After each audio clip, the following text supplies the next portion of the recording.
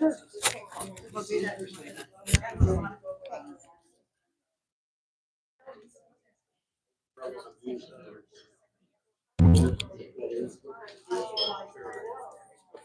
try refreshing.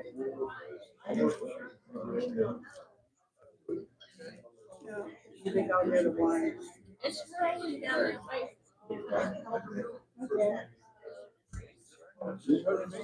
It's rolling down that way. You can pay us money if you like.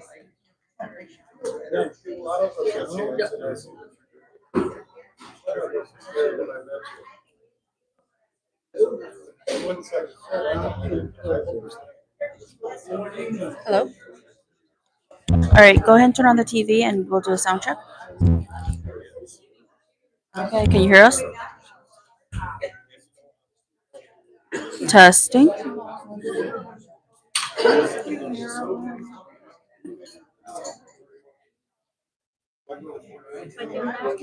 Testing. Can you hear us? Test. Perfect. Alright, thanks.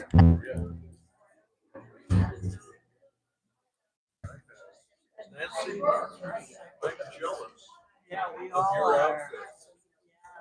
When I was a kid, I had a dragon shirt. It's easy to back. You know it.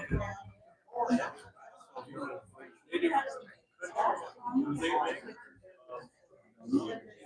dragon shirt like that. Can I order one?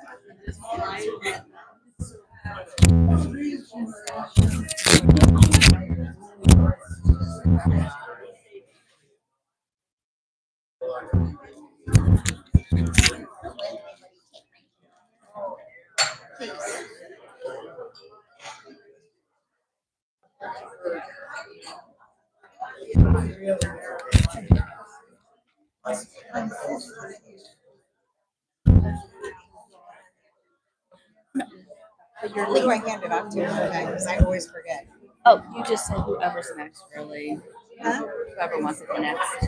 Oh, okay. There's really no What order? there's really no order. Is But Sandra coming? whenever you're Oh. ready, she is. I was like, are you gonna? Do you want me to start? Lynn? Yes. No. Good afternoon, everyone. How are you all doing? Yeah. So we're, I don't know if have you been here since we put the new setup? We're here now so that people can, yeah, so people can see and hear, and there should be a second mic for questions. No, yes? No second mic for questions? Oh, okay. So we'll have to, we'll wander. You'll have to wander if there's a I can question. wander. Okay. And then I did get feedback that if you stand over here, they can't see you when they watch it on the. Oh, good to know. So stand right in the middle. Stand in the middle and go back and forth. Clearly, I was not meant for entertainment. Exit stage left. That's all I know. So Terry is going to spend this month's afternoon with you. So thank you all for coming. And I did want to say, I think it's next month, Carolee, that we're moving at the time to 3:30. Is that? So starting next month, the time will move to 3:30 instead of 4, so that we can be finished by the time the dining room opens at 4:30, because sometimes we go over. And I might have some healthy snacks for you all. Since we'll be drinking a little earlier, I want to have food for Gotta it get a with little it. food in our bellies. So we're going to have some snacks, and you'll still have the wine, but we're going to add a little bit of food and change it up a little bit. So, all right, that's all I have. So I'm going to hear you. Nobody complains about drinking earlier in the day. I didn't see any grousing about that at all. It's like, sweet, 3:30 it is. It's in the PM. It doesn't really matter after that. Good afternoon, everyone. I am Terry Quigley, the CEO of Acacia Creek and Masonic Homes. Happy to be here with you today. And just wanted to share, it's October. October is a busy month for a variety of reasons. October is annual communication. For those of you who know masonry, that is the big hoo-ha.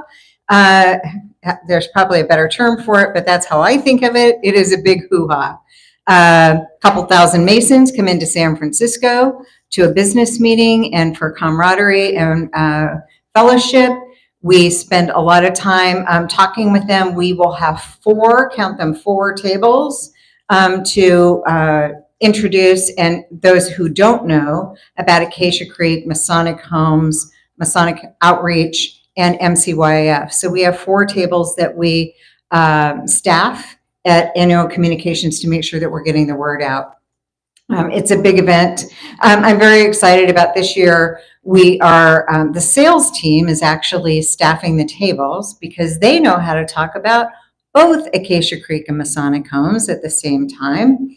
We give away some swag while we're there. There's always some little giveaways, right? This is the first year that we have co-branded all the swag with both Acacia Creek and Masonic Homes, so that there's no lack of clarity that it is a campus that can serve any needs. Whether you're looking for Masonic Homes or Acacia Creek, we can serve whatever needs they might have. So big, busy month in San Francisco. The other things is a really big thing that happens in October of every year. Anybody want to guess? Oh, Halloween. Well, that's way more fun than what, yes, I was thinking a budget. I like Halloween way better. Although I might be more popular if I showed up in a costume when I'm presenting budget.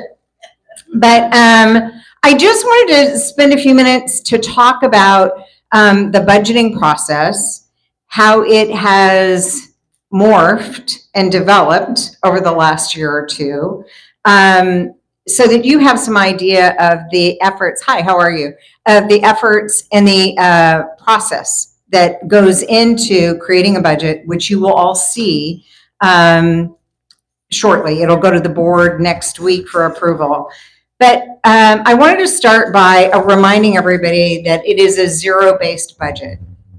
And so by that, I mean, we don't take last year's budget and add X%. That's not how we budget here. We pretty much start with a blank page and we start calculating. We look at everything that we've done over the last year, all the contracts, the vendors that we've paid. We look at every expense item, every staff position. Is it still relevant? Is it still meaningful? Is it still contributing? We look at every dollar coming in to see, are we billing for all the dollars that we should be billing for? Are we optimizing revenue to make sure that the community benefits from any dollars that they are due? We are taking active look at collections. If we find that people are running in arrears, we want to make sure that we're staying on top of that as well. So we start with a blank page. I think that's important for everybody to know. Then every department weighs in, every single department. Life enrichment, transportation, concierge, environmental services, housekeeping, dining, admin, every department weighs in. They look at their individual line items. So they look at labor. Labor is about 65% of our overhead on average, 65 to 70%. It's our biggest expense. So we look at every single position, their wage, to make sure that it's the right number. Are they still needed? Do we need more staff? Do we need less staff? Every single department goes through that process. Every single department looks at every line that they write a check for. So is it a contract for window washing? I know that's a popular subject. We look at that contract. We review the contract. Is it still the best price? Do we need to bid it out again this year? To make sure that we're accounting for every single line item. We look at travel expenses. We're in education. What do our team need to be focusing on this year? What new information do they need to stay abreast of the industry trends? Do they need to travel to do that? To make sure that we're staying on top of that information as well. So every department weighs in. Executive leadership updates things like insurance, both liability, workers' comp, property, health insurance. So our benefits are a big part of, our benefit package runs 35 to 40% of our wages. We have a very rich, I know, Dennis, it's a very rich benefit package. Our employees have a top-notch health plan that we contribute a significant amount to. They also have top-notch retirement benefits at Acacia Creek and Masonic Homes. But those come at a price. Yes. Yay. Feels like it's important. It is one of the ways that we attract top talent. We are unlike anybody else in this market in terms of the benefits that we offer our employees. So executive leadership looks at all of those things to make sure that we anticipate what is the market doing. We negotiate to the best of our ability with health insurance plans, Kaiser and Blue Shield. Is it Blue Shield? I think we have 2 plans. So we negotiate with those plans to make sure that we're getting the most competitive rates possible. So all those things go into the pot, if you will. We talk about what is inflation likely to be and how is it going to affect us for things like utilities, for raw food, things like that, that we may or may not have a great deal of control over. And that goes into the mix as well. All that information comes together and we meet with budget committees. So every community has a budget committee that is determined and composed at the discretion of the resident council. I've got some communities that it's just resident council members, other communities it's a whole separate committee. Those committees meet to talk about what is on their list of concerns and wishes. Is there capital expense items that they're looking for us to invest in? All that goes, so maintaining transparency. Here's where we think we're going to be. What concerns do you have? Where do you think we need to spend more or less money? I always think of it as the more brains you bring to a budget, the better.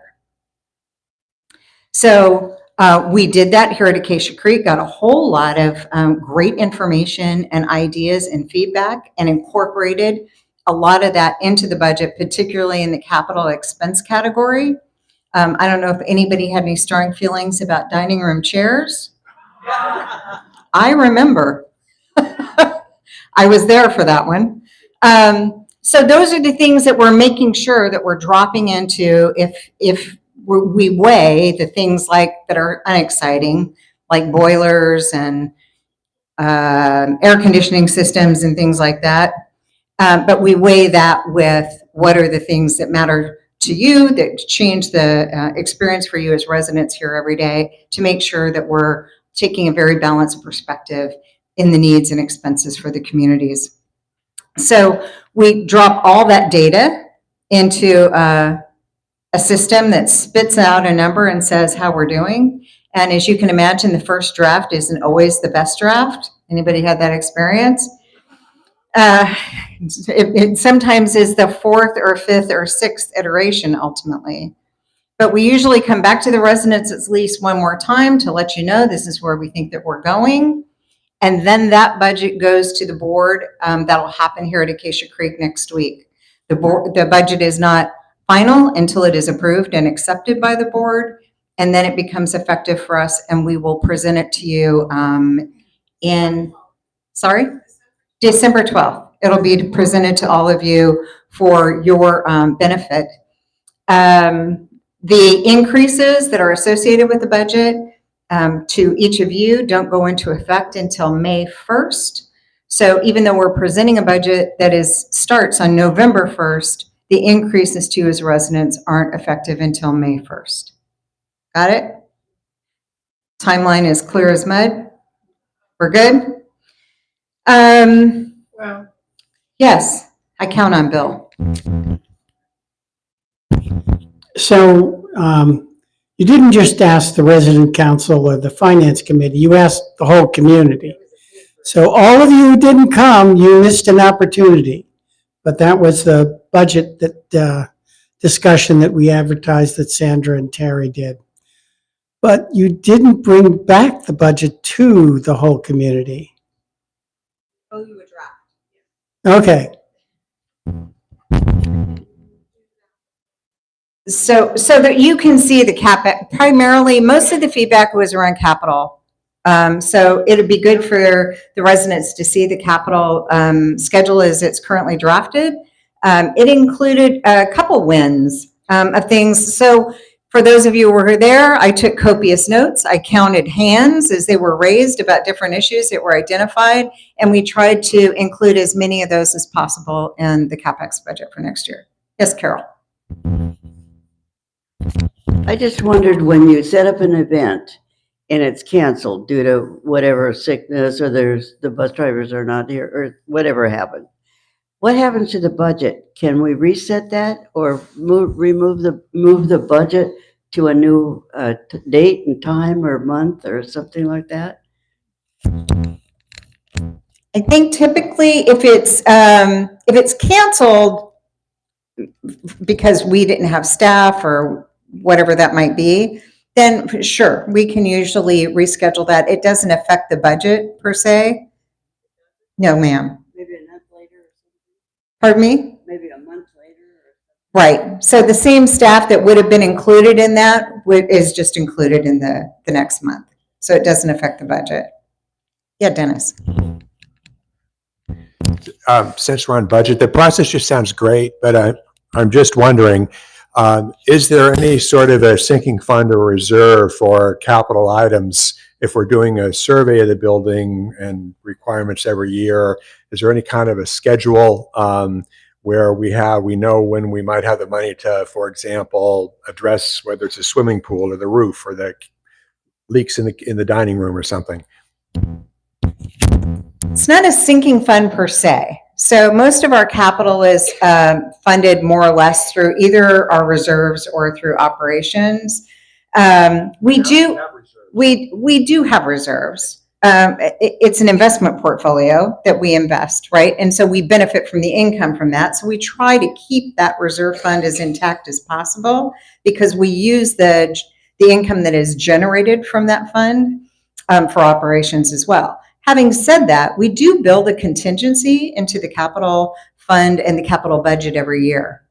And this year we fully utilized the contingency and a little more. So we do try to look not just to what we think is going to happen, but to imagine that there's things that we don't anticipate. In addition to that, this year in 2026, we'll be doing a capital reserve study here at Acacia Creek.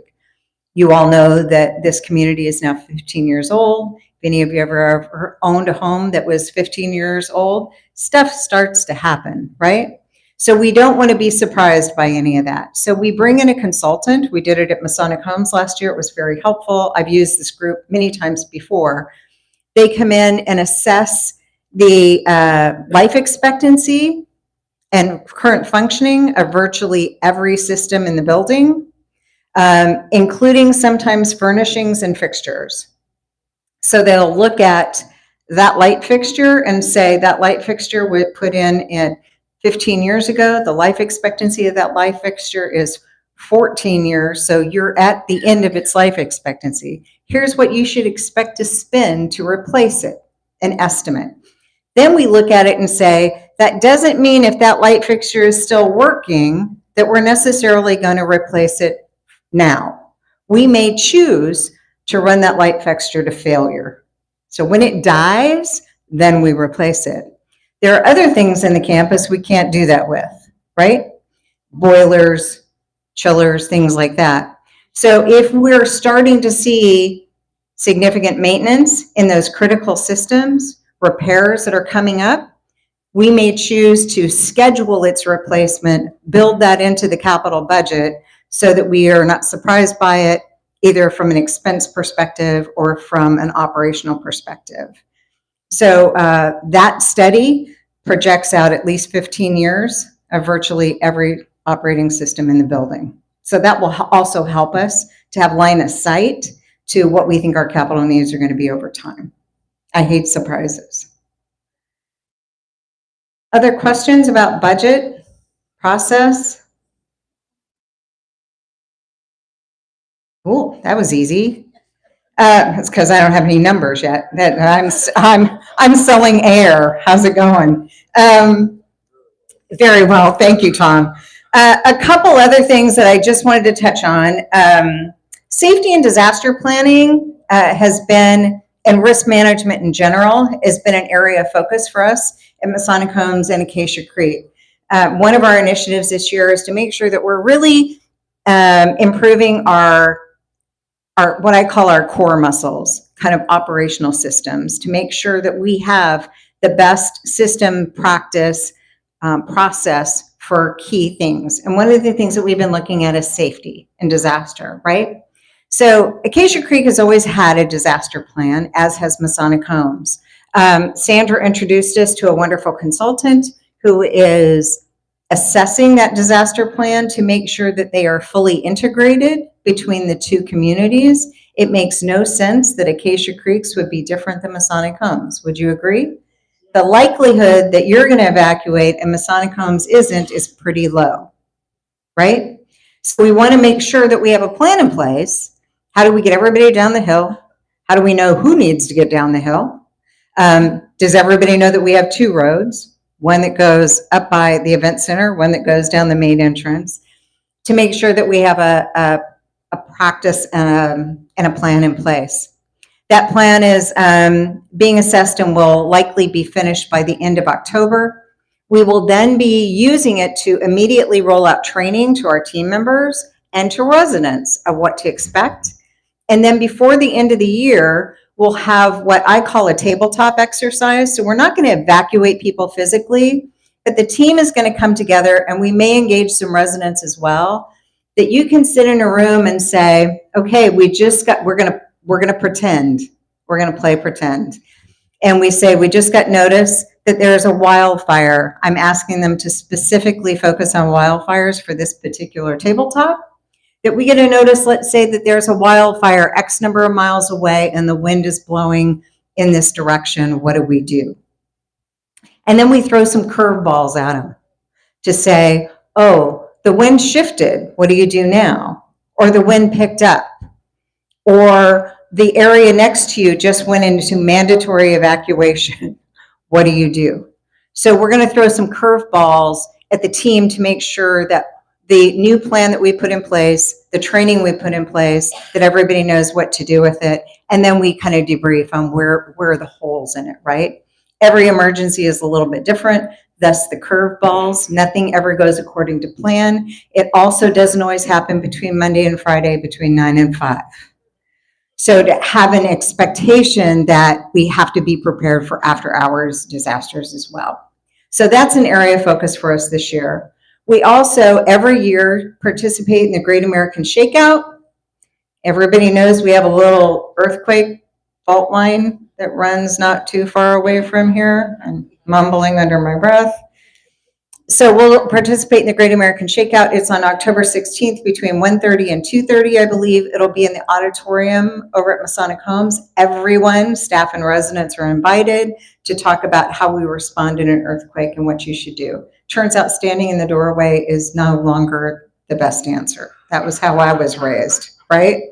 It's literally more duck and cover now. So come and find out what that means in terms of safety. And then one more thing that I just want to talk about, speaking of safety, is anybody notice that we have lots of tree trimming going on? Yes, it's awesome, right? It's great. It's also can be very dangerous. So we put some cones and caution tape out because they were taking out a couple pine trees this week. And not everybody apparently understands what cones and caution tape mean, because we had a variety of folks wandering over, under, around the cones and the caution tape. So that creates two problems. One, it puts you at risk, most importantly, right? The second is it disrupts the work. The workers had to come to a complete stop until the place was safe again and then restart their work. So in the interest of safety, yours, ours, everyone's, if you see cones and caution tape, please take them seriously. ask a staff member, do something. Please don't just forge ahead and think that, oh, that was there from yesterday. I'm sure it's fine today. Please make sure that we honor the safety precautions that we're trying to put in place. Nobody here was guilty of that, I'm certain. I won't name names. So I saw the like, well, yeah, I know. I think those are my words of wisdom. Any questions for me? Yes. Okay, Alice Rowe. I think I can project an, all right. To go back to a previous topic, I'm still confused. Why do you want us, I'll just ask a few questions. Why do you want us to sign another agreement about who can enter our apartments when we previously assigned it? That's number one. Okay, so, and maybe I forgot the third one, so I won't pass the competency test. Okay, yeah, I want to know why. And I know I want to state that previously when we had the big cleaning, we were, and we've had two of them, we were able to sign up for a time slot. You know, we had a lot of choices, a lot of advance, notice, and I really liked that system, and I would like to keep it, because sometimes we make appointments that are made 6 months in advance, and I can't have somebody, two teams running down the halls, now you're going to give me a heads up 48 hours in advance. I can't deal with that. So I really would like to know, I really would like to see all these big cleanings done with a sign-up sheet and that we can sign up for, Okay, so those are two questions, really. All right. So first question, why are we asking you to fill out a form? Oh yeah, I can't be hidden. So we're updating our data. So through the cleaning of the windows and the duct cleaning, we learned that some people's dots were not current. People had either not been moved in and we didn't put the dot on, or they might have changed their mind, or it fell off at some point. And so we wanted to ask everyone again, so we would know. Part of it was learning from feedback from the window cleaning and the duct cleaning, with some things that happened that were not according to resident wishes. So in order to prepare for future projects, we wanted to make sure we had current data. So that's why we're asking for you to fill it out again. Okay, does it in any way change It does not change the initial agreement unless you change your mind. Some people might go from yes to no, no to yes. Yes. And some people, we didn't even put a dot on the villas, which we learned that now we do have dots. Well, you had a dot, it was a blue dot, and it disappeared today. And the housekeeper had no clue about it. Okay, well, we'll replace the dot and we'll What do color will an, it be? it should be red. I don't know why you had a blue dot. I So, don't either. well, we'll The take housekeeper had no idea what the dots were. okay, well, we will retrain I did a meeting with them last week.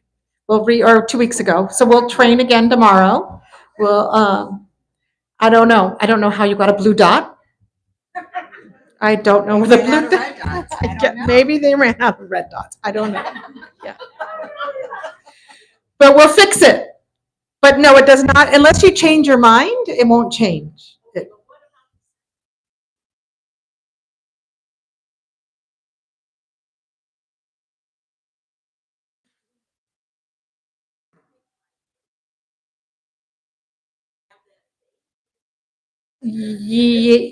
Yes, yes, because the deep cleaning is a little bit different of a process than these big projects that we had a very limited time to do in order to keep it within. We couldn't drag on a duct cleaning project for 6 months. I mean, for cost, we had to get it done within a certain amount of weeks.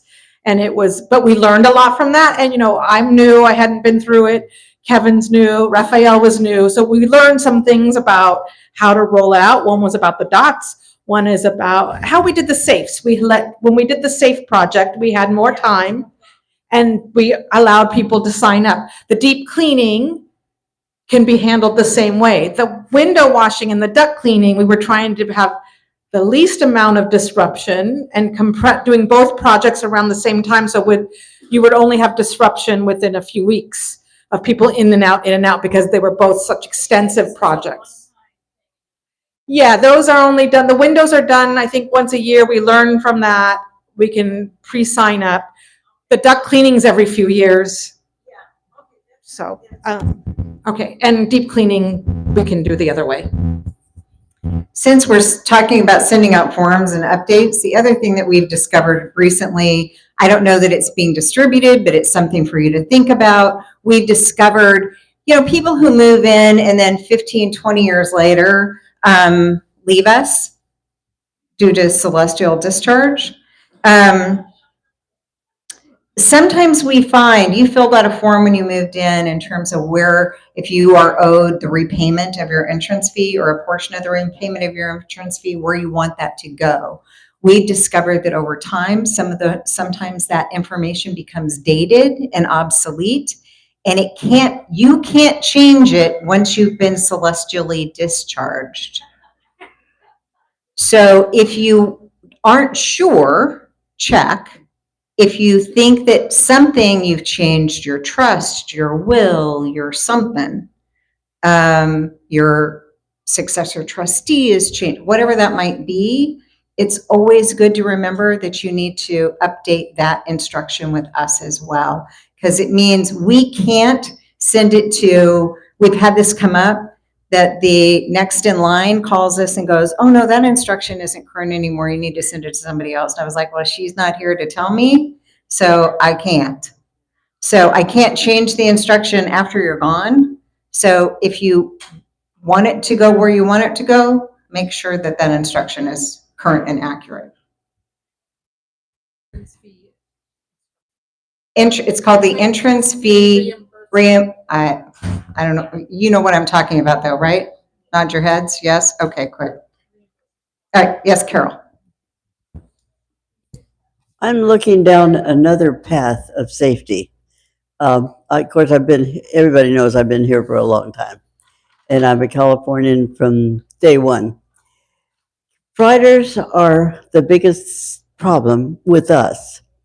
And if you drive up from the guard gate and hit the first stop sign, if you look down to the right for the next 100 feet, you'll see that the people next door, I don't know if you have any connection with them, for them to clean up their debris, all you need to do is to throw a cigarette in that right side by the stop sign at the next 100 feet. The whole thing will go up in smoke. It's all debris. So along with some debris, there's a couple dead trees. As you stand, if you're at that stop sign and you look to the right, there's a couple dead trees as well. They aren't on our property. I drove the entire 300 acres in a 4x4 with Raphael recently. That's an eye-opening experience, let me tell you. It's impressive. And we looked at that as well as a variety of other areas in which as Raphael calls it, the land management has not been well managed for many, many years. So as I see it, you're seeing some trees come down. We're looking at the highest risk areas first. Like we've got trees near power lines. Those are the ones that get priority. If we feel like we have dead or diseased trees and those are a risk test, those have priority. As you can imagine, with 300 acres, it's a job, right? But we are paying attention to it. He and I had a conversation about that area, and we talked about whether or not we wanted to call the fire authority, just to say they have authority, we do not. So I can ask them very nicely. It doesn't mean I'll get anywhere, but the fire authority has the ability to put some muscle into it. Some of it is just garbage. And I don't know why they think that they can throw their garbage out there. There are many things people do that are a mystery to me. That would be one of them. Yeah. Yes. I'm sure that if you go to CAL FIRE and turn in an LE38 on the neighbor next door, it'll be taken care of. What's the name of that one? CAL FIRE, California Department of Forestry. Yes. I worked for 16 years doing LE38s. LA38. LE. LE38. It's a evacuate fire hazard away from your property. Awesome. And that would be for like down beyond the cottages as well. Raphael is aware of that, I think. Yes, part of the area we walked was outside Pavilion, down by the cottages. I was down in the hinterlands. Yes. So LE38. Got it. What else? Yes, ma'am. It's just me. The new form that says you guys are not responsible if there's a theft. The contract says, now I'm not doing this from memory. I don't think it says that we're not responsible. Sandra's like looking at me. Is it new? It's the same one. Sorry. It's the same form that you signed last time for the dots? That form that's asking for the one that we just sent, is that the form you're talking about?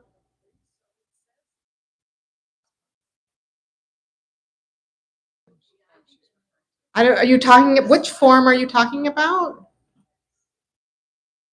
It's the form that has, yeah, it's the same form. It's the form that says, the dot. And it says use your safe. We added the use the safe. Yeah. Yes. No. You are the only one that knows your code. And then if you forget the code, there's a locked key that only Kevin and I have access to that's coded. We would take it, he resets it. That's why he turns his back when you set it. Oh, okay. That's how it works. If those of you that have had your safes done, he lets you set it. We don't know what it is. And we have there's a different master key for each lock or each safe. And so if you get locked out, then you call us. He goes, he resets it. Those are all locked up, and the only person it's locked, only Kevin and I have access to those. And each one has an individual key. There's no master key for those. Okay. Yes. I've got two questions. One is, if you have a will or a trust, who do you go to here in the staff?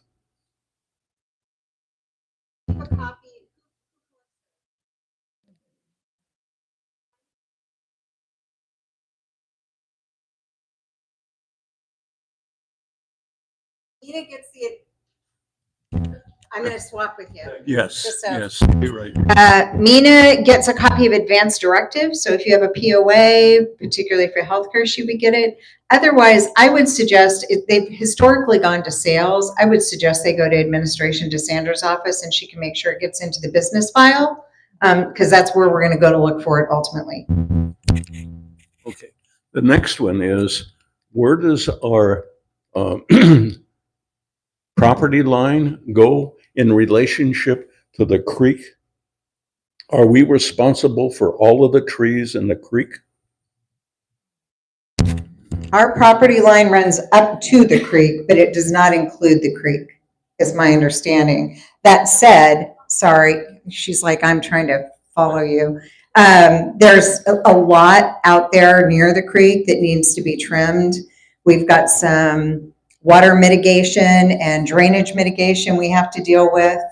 I learned, and 300 acres, when it rains here, holy smokes, right? We've got two big kind of crevasses, like where valleys, right? Where two slopes come together. There are two of them on the campus. And so all that water runs down. Those of you who were here a few years ago, you saw that here at Acacia Creek. That was because of all the runoff that just comes down through that valley. So we're looking at ways to mitigate that as well with some kind of man-made dams that would slow the movement of water down those valleys as they come down. As you can imagine, creating meaningful retention for that would be a bazillion-dollar process, but we think that we can mitigate the flow of water that will allow it to drain properly. We're also adding some drainage on a couple ponds. If you're right up at the top of the T up by Lorber, just to the left of there, there's a pond there that's for drainage. It's insufficient in size, and the drain coming out of it is significantly insufficient. So we're making the drain bigger. I can't really make the pond bigger, but I can make the drain much bigger so that it moves water through that pond faster in the rainy season. So we're looking at all these things that, like I said, when you have 300 acres of property, there's a lot of stuff that goes on that you just don't even see, that I was unaware of until you get to the top of the hill. So we're working on a variety of those things. It's not a today, tomorrow. It's going to take a little time, but we're working on it. Raphael has done a great job of identifying some things that I don't even think were on our radar.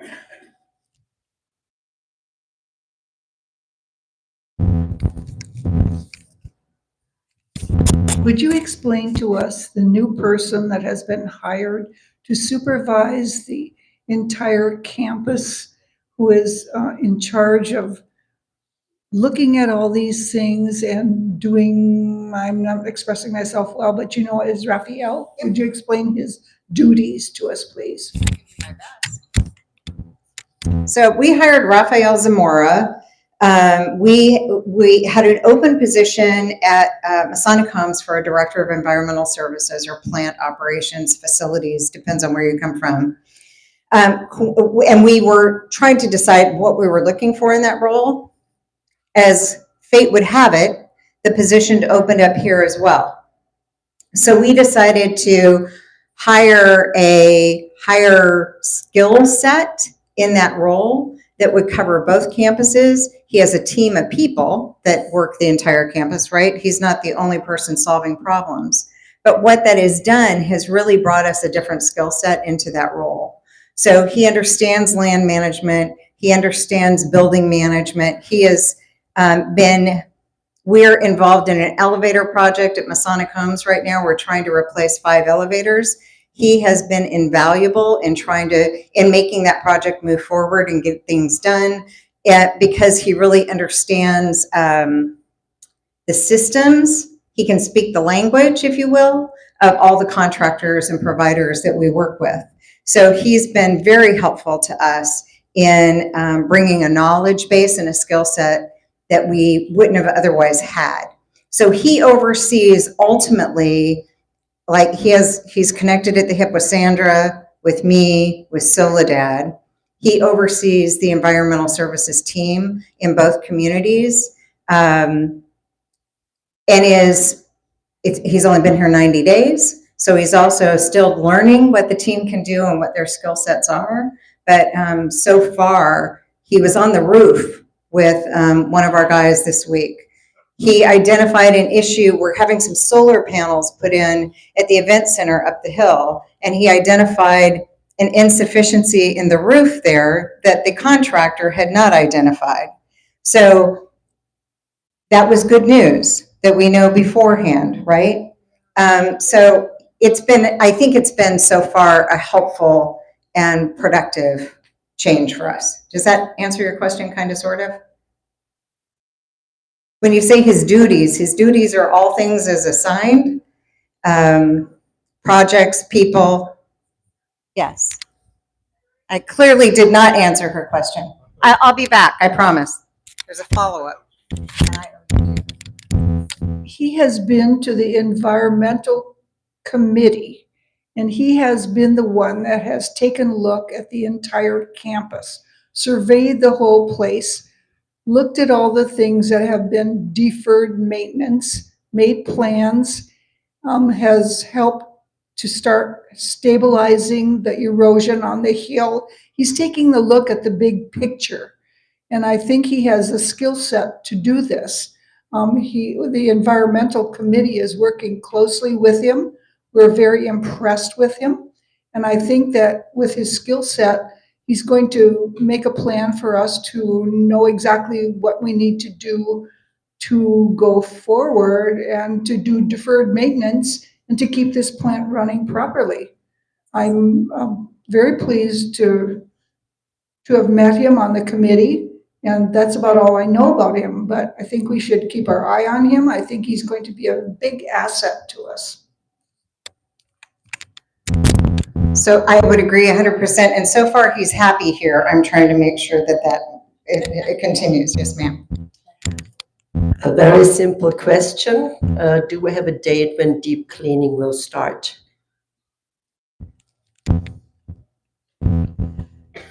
I don't have a date. We're looking at two options, whether we're getting some bids for outsourcing, but we're also seeing if we can hire some temporary housekeepers and we do it internally. And I will have more information than probably in about 3 to 4 weeks, but I want to get it started this fall soon. I know I said that it was going to start earlier, but it's a bigger project than I had anticipated previously, because we do need our internal staff can't do it and do what they need to do every day. I'm coming.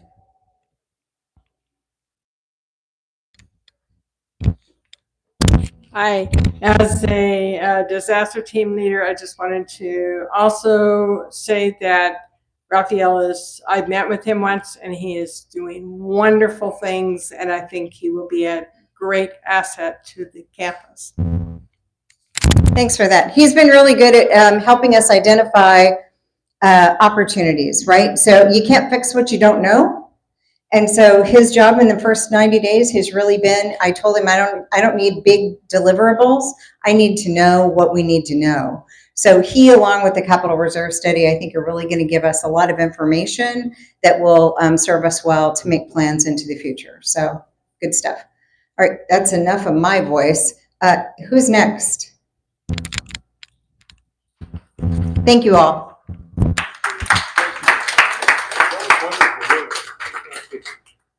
Okay, and here I am, and guess what I'm going to talk about? Fun and joy, because that's what we have planned for next Tuesday. Now, I didn't cook this up myself. This whole Fun and Joy social came out of a meeting with 4 residents. I see 3 of them right over here. And I think it was Victor Wong that came up with Fun and Joy. And so what we're going to do on Tuesday, the 14th, is at 4 o'clock, we are going to meet up here. Now, there's going to be so much going on. We are going to have the bar open. Nancy's going to make cocktails and mocktails. And we're going to be popping some popcorn. We have a little social bingo for you to play. And we've done this before. It's a good way to mix and mingle and find out about people's interests. So all that is going on. And Karen Hewitt is helping with this. And today she came into my office and said, Penny, people should dress in a way that makes what did you say? It personifies joy. So if you have something sparkly you want to wear that. If you have something bright and cheerful, wear that.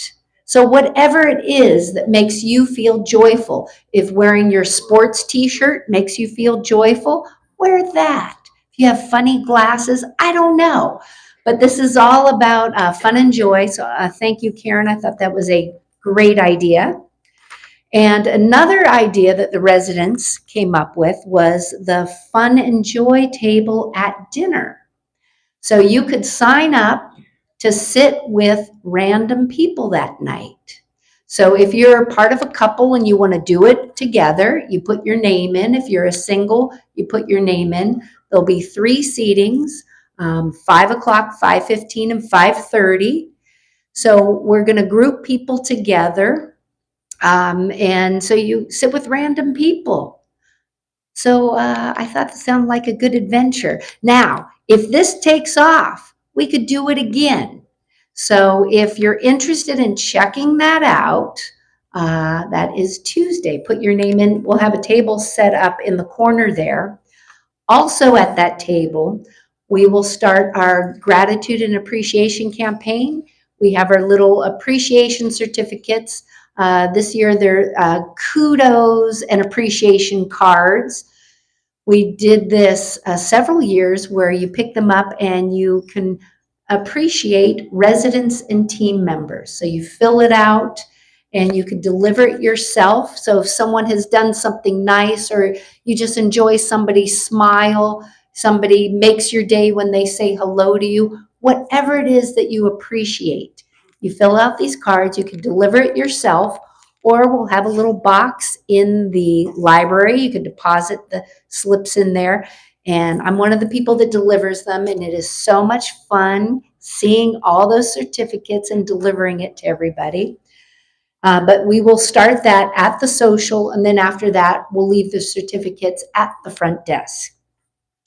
Okay, the other thing is we're doing a little shuffleboard tournament. Now it's turned more into a scramble. It's like our precursor to the next shuffleboard tournament. Now, Mr. Ken Brady, where is he? This is Ken Brady's brainchild. He made up the brackets and we started getting people signed up. And then he said, hey, this is going to probably take 2 hours to make this whole tournament.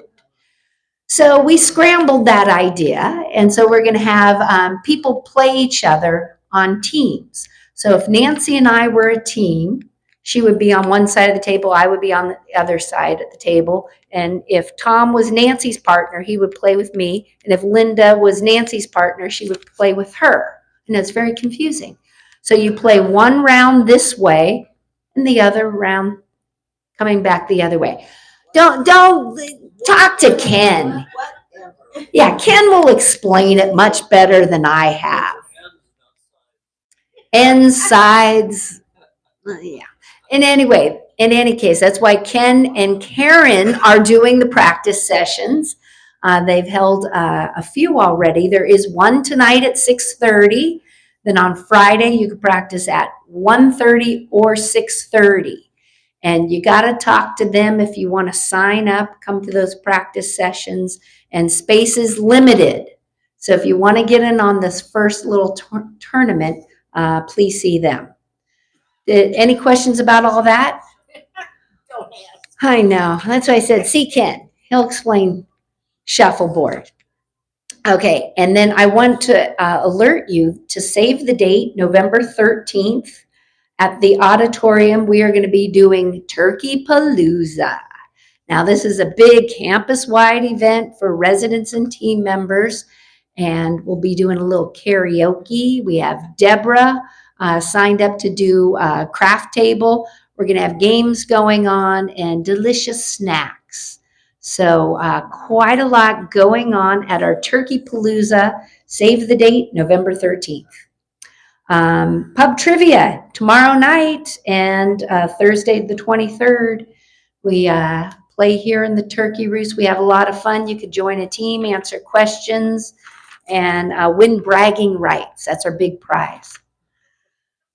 And then Olive and I do our stretch Mondays at 3 o'clock. It's landed on Mondays. That seems to work. So if you'd like to join us for a little stretch, this is for people who may not want to exercise. Oh, come on down. We go head to toes, a little stretch. Okay, and lastly, I want to announce our team member of the quarter winner, who happens to not be in the country right now. So you will know before he knows.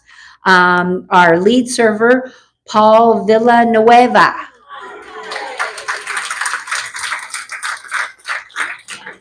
I know Paul does a great job and we all appreciate him. So when he returns from his trip, we can all congratulate him on winning that. And that's all I have. So have a great evening, everybody, and I'll see you at Fun and Joy. Wear something fun and joyful. Oh, wait, Sally, yes?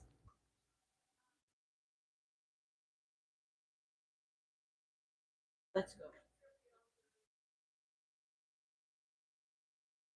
Oh, okay. Okay, my trips and trivia. Trips and trivia are a conflict. I will address that in November. Thursday is not a good day for trivia. Okay, thank you. I will look at the calendar for November. Thank you. Okay. Ciao, ciao. Thank you, Penny. That was special. Hello, everybody. Last but not least, we're going to wrap this evening up with some fun stuff. Okay, but first we got to get some business out of the way. The team, the Lifestyles team, especially Deja and Louise, are going to ask that everybody who likes to go shopping, please sign up on the sign-up sheet in the binder at least the day before. They pull those sheets. They look to see how many people are signed up on those sheets. Based on the number signed up, that's the vehicle they prepare for. So if there's 3 people on the list, we take the van. 15 people on the list, we take the bus. 3 people on the list, the van comes, 16 people show up. Can't take the van, now we gotta waste time bringing the bus around. So please, sign up on the list and help Deja and Luis out. We really appreciate that. We kind of talked about the apartment key and security system acknowledgement form. We've had almost 3/4 of everybody has turned their sheets in. If you have not turned your sheets in, please do so by the end of the week so we can collect all those forms. If you need a new form, or if you don't remember if you turned your form in, stop by Concierge because they have the list and they have extra forms. Starting next week, we are kicking off Arts with Elders. You may have saw the flyer last month because they were supposed to come on the 23rd, but unfortunately, the instructor fell ill, so she had to postpone, and we're going to start it next week on Tuesday. Arts with Elders is a wonderful program. An art instructor comes to Acacia Creek. Anybody with any artistic talent is welcome to come. It's kind of a free-flowing art class. Sometimes she'll bring a project that we all will work on. Sometimes she doesn't. She's mainly does painting, I think, from what I gathered from her. You come in, you bring your painting. She can give you suggestions, instruction. If you want to learn a new painting medium, she can help you with that as well. So anybody who's interested, please come by next Tuesday to the art studio at 1:30. Come for the whole 2 hours. Come for as long as you want. Stay late. Just come and enjoy it.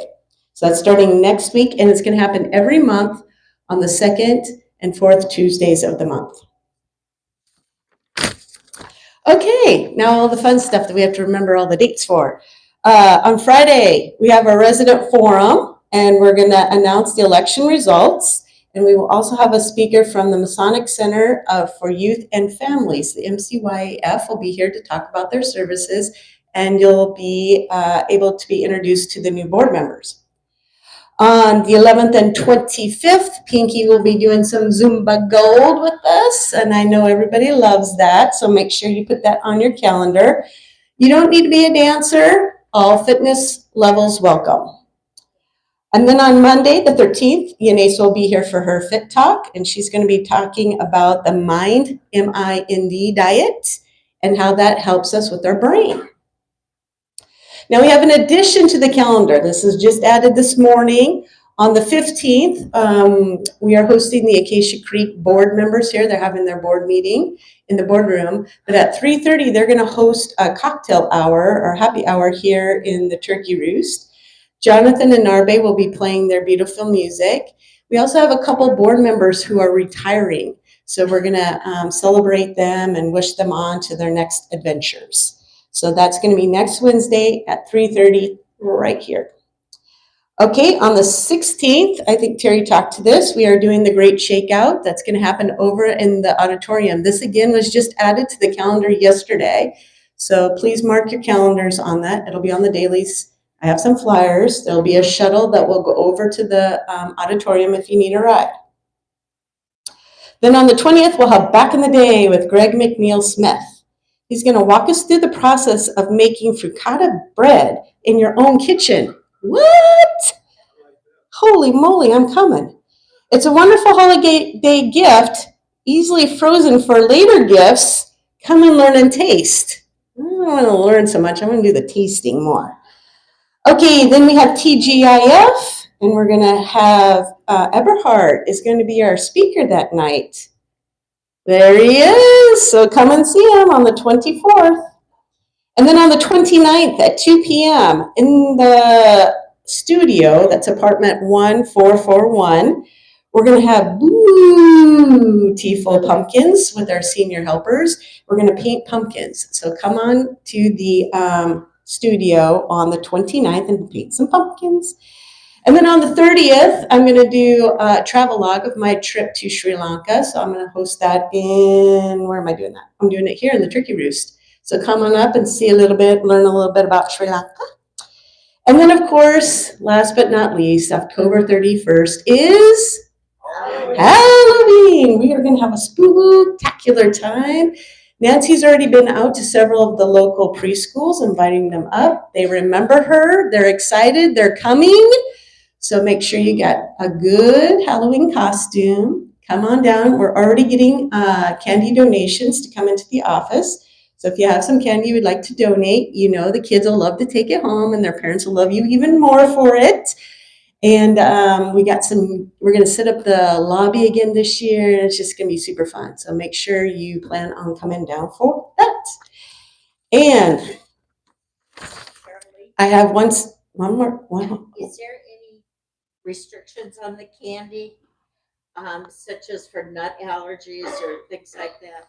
We have no restrictions on the candies, and I know there are issues about nut allergies, and I think either you don't buy candy with nuts in it if you're nervous about that. I think the parents are pretty aware of that when they're trick-or-treating, that there's going to be candies with nuts. We also have some different things like pens and erasers and, you know, little gadgety things if kids can't have sugar or can't have chocolate or nuts or stuff like that. So we do have that kind of stuff too. Yeah. Okay. And I have a save the date for November 4th.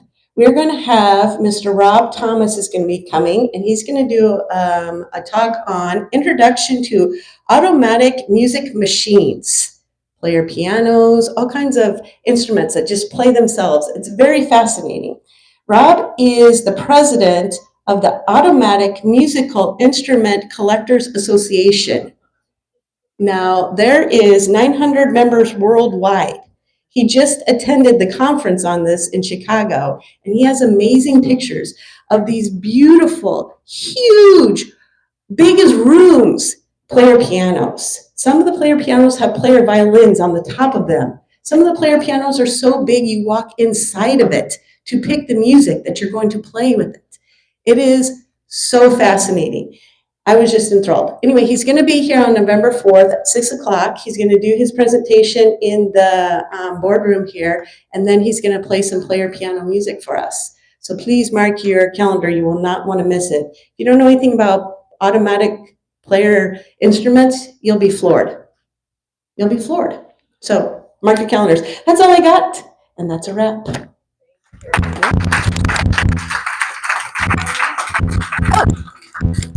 Hold on, Linda's got an announcement. As Carol Lee pointed out, our gentleman farmer, Greg Smith, is going to be giving us a demonstration back in the day on the 20th, and it stands to be very interesting. For those, and those are, he's fixing us, preparing us, putting it that way, for maybe having homemade gifts for the holidays. For those who don't want to make homemade gifts, we need you to get your C's candy order in. We've gotten a good, fair amount of response so far, and it looks like it's going to be another good year. This year especially is saying thank you to the residents for their generosity throughout the whole year, and with the amount of money that we've been able to collect already in the residents fund. So we're making sure that this year, the See's Candy discount that we're getting is slanted more towards the residents. And hope that you enjoy it and that those who you're giving it to will enjoy it. All the things are due back by the 23rd of October at 12 o'clock noon. And George Matheson has said 12 o'clock sharp. I'm a little more lenient, 1 o'clock. Thank you. I have a quick one. Penny mentioned earlier our certificate of appreciation. Well, this is to Sandra for her open door policy. And the thing I appreciated most was the patience to understand the situation and then come up with some positive solutions. Thank you, Tom. That was very nice. All right, thank you, everybody. Have a great evening.